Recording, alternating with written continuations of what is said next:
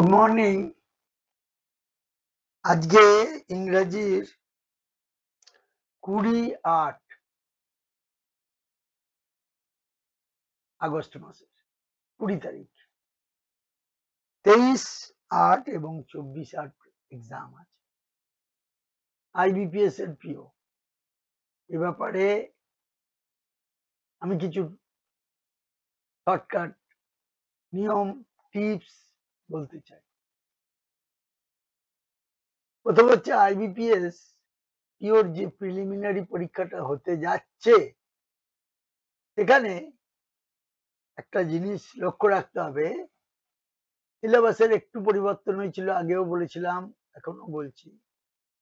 ইংরেজিতে 30টা কোশ্চেনে 30 নম্বর আছে, কিন্তু নিউমেরিক্যালে 35টা কোশ্চেনে 30 নম্বর আছে, রিজনিং এ 35টা কোশ্চেনে 40 নম্বর আছে। সুতরাং রিজনিংটা ভালো করে করতে হবে, নাম্বারটা যেহেতু বেশি আছে। এই নিয়ে 100টা কোশ্চেনে 100 নম্বর এবং টোটাল টাইম হচ্ছে 60 মিনিট, এটা আমরা সবাই জানি।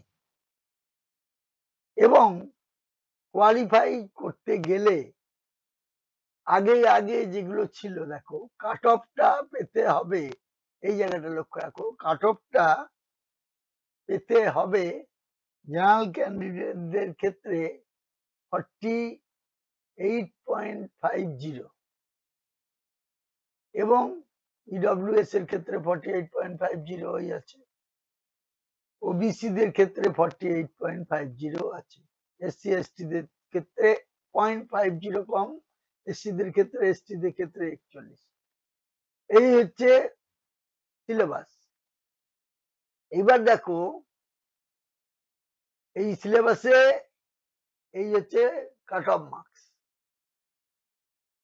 আগে বললাম সিলেবাস, এখন হচ্ছে কাট অফ মার্কস। তারপরে দেখো এই জায়গাটা লক্ষ্য রাখবে যে জেনারেল ক্যান্ডিডেট যারা আছে এবং ইডব্লিউএস যারা আছো তাদের ক্ষেত্রে 35টা রিজনিং এর ক্ষেত্রে 6.75 পেলেই হবে এবং ওবিসি দের ক্ষেত্রে 2.50 পেলে হবে।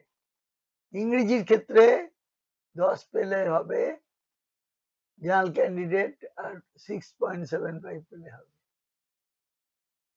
এবং নিউমেরিক্যালে 7 পেতে হবে জেনারেলদের ক্ষেত্রে বা ইডব্লিউএস এর ক্ষেত্রে। ওবিসি দের ক্ষেত্রে 3.50 পেলেই হবে। এই ডেটাটা মনে রাখবে, এই অনুযায়ী পরীক্ষায় পেলে এবং টোটালটা 48, ওটা আমি ওটা ধরছি 50 হোক, তার বেশি হবে না। কাট অফটা যা ছিল 48.50, 50 হোক, এই টার্গেট নিয়ে নামলেই হবে। এবার এটা ডিপেন্ড করে কোশ্চেনটা কেমন হচ্ছে তার উপর। ঠিক আছে, আশা করি ভালো হবে। দুই চারটে টিপস এর কথা বলছি। অনেকে একটা পাজেল নিয়ে বসে থাকে, ওইটা করবে না, যখন দেখবে হচ্ছে না ছেড়ে দিয়ে পরেরটাই চলে যাবে। আর অনেক অঙ্কের ক্ষেত্রে করতে চেষ্টা করবে যে কিছু কিছু উত্তর ধরে করতে, শর্টকাট হবে। যেহেতু নান অব দিস যদি না থাকে কোনো প্রশ্নে, সেখানে শর্টকাটে ধরবে। আমার এই দীর্ঘদিনের অভিজ্ঞতা এগুলো বলতে পারি। আর আমার একজন রিটায়ার্ড স্টাফ শক্তিপ্রসাদ বাবু, উনি মানে কিছু আয়ু, এইগুলো ফলো করলে আয়ুটা ঠিক থাকবে। কারণ এটা একটা সমীক্ষায় কালেকশন করেছেন। আমি আরো এক জায়গায় দেখেছিলাম, তিনি আমার অফিস কলিগের রিটায়ার্ড, উনি, আমরা ওই একই ক্যাটাগরি। খুব ভালো লেগেছে বলে আমি এটা হাইলাইট করতে চাই। তোমাদের বাড়ির যে সমস্ত সদস্য আছেন, বাবা মা আছেন, বন্ধু বান্ধব আছেন, তাদের বাবা মা, এদিকে বয়স্ক লোকেদের পক্ষে এগুলো জানা খুবই দরকার। বলছে আজকাল গড় আয়ু 80 বছর। তাহলে জেনে নেওয়া যাক কিভাবে কেউ 60 থেকে 80 বছর বয়সেও সুখে থাকতে পারেন। মনোরোগ বিশেষজ্ঞ হিদেকি ওয়াদা একটা বই প্রকাশ করেছেন। বইটার নাম হচ্ছে দি 80 ইয়ার্স অফ ওল্ড ওয়ার্ল্ড, 80 বছরের প্রাচীন। এই বইটা প্রকাশিত হওয়ার পর 5 লক্ষেরও বেশি কপি বিক্রি হয়েছে এবং এটা সর্বাধিক বিক্রিত বই।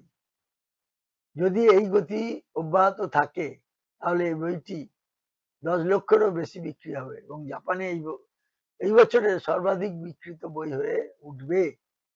এই বইয়ে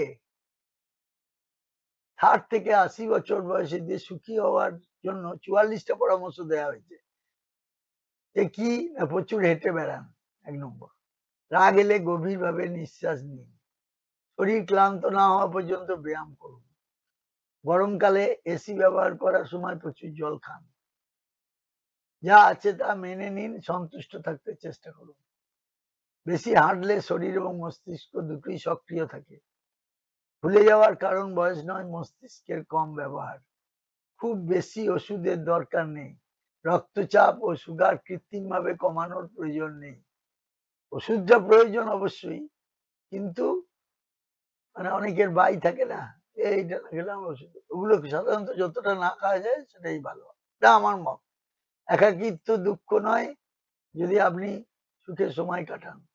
আলসে হওয়া লজ্জার কিছু নয়। বয়স্কদের জন্য গাড়ি চালানো বিপজ্জনক হতে পারে, লাইসেন্স না নিলেই ভালো, যা ভালো লাগে তা করুন, যা ভালো না লাগে তা এড়িয়ে চলুন।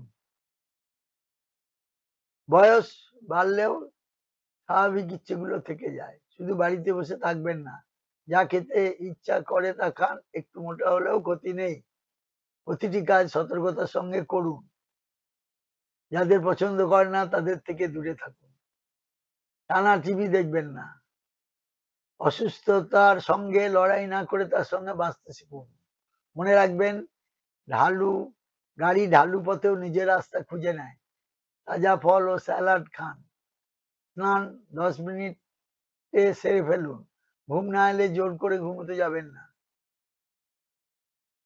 যেসব কাজ আনন্দ দেয় সেগুলো করুন, এতে মস্তিষ্ক সক্রিয় থাকে, যা বলার আছে বলুন, কিভাবে বলবেন সেটা ভেবে বসে থাকবেন না, তাড়াতাড়ি একজন পারিবারিক ডাক্তার ঠিক করে ফেলুন, অতিরিক্ত সহনশীল হবেন না, একটু দুষ্টু গুরু হওয়াও ঠিক, মাঝে মাঝে জেদ ছেড়ে দেওয়াটাও ভালো, জীবনের শেষ পর্বে ডিমেনশিয়া ঈশ্বরের আশীর্বাদ, শেখা বন্ধ করলে সত্যিকারের বুড়ো হয়ে যান, খ্যাতির ইচ্ছা ছেড়ে দিন, যা আছে তাই যথেষ্ট, নিষ্পাপতা প্রবীণদের বিশেষ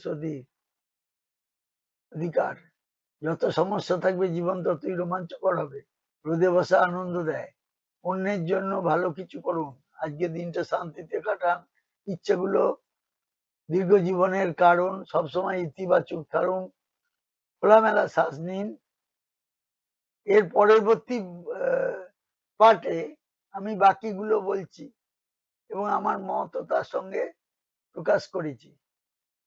এই ভিডিওটা প্রচুর বেশি বেশি করে শেয়ার করুন, সাবস্ক্রাইব করুন এবং আত্মীয় পরিজন বাবা মায়ের মধ্যে বেশি বেশি করে শেয়ার করুন, বেশি বেশি করুন, প্রচার করুন।